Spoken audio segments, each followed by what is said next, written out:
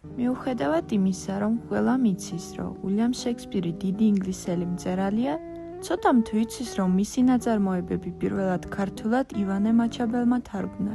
ივანეს ძმისშვილი იყო გიორგი მაჩაბელი, ადამიანი, რომელმაც ქართული გვარი მსოფლიო პარფუმერიის ისტორიაში შეიტანა. გიორგი დაიბადა საქართველოში, განათლება ევროპაში მიიღო.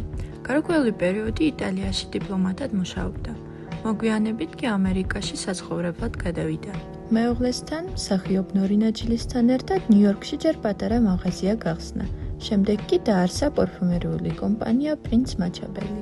ამ დროს ამერიკაში პარფუმერიის ინდუსტრია ჯერ კიდევ განვითარების ეტაპზე იყო.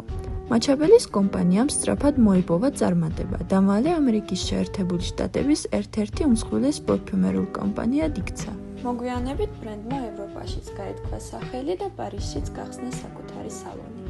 განსაკუთრებული ყურადღება იქცეოდა ფლაკონების დიზაინსაც. მათ ამშვენებდა მაჩაბელის საგვარეულო გერბი და სამეფო გვირგვინი. ხოლო დეკორატიული ელემენტების დიდი ნაწილი ხელით მზადდებოდა. გიორგი მაჩაბელი კომპანიის გაფართოებას და ახალი სალონების გახსნას გეგმავდა, თუმცა ფილტვების ანთებით მოულოდნელად გარდაიცვალა. მისი საქმე მეუღლემ ნორინამ გააგრძელა. მოგვიანებით კი ბრენდი გაიყიდა.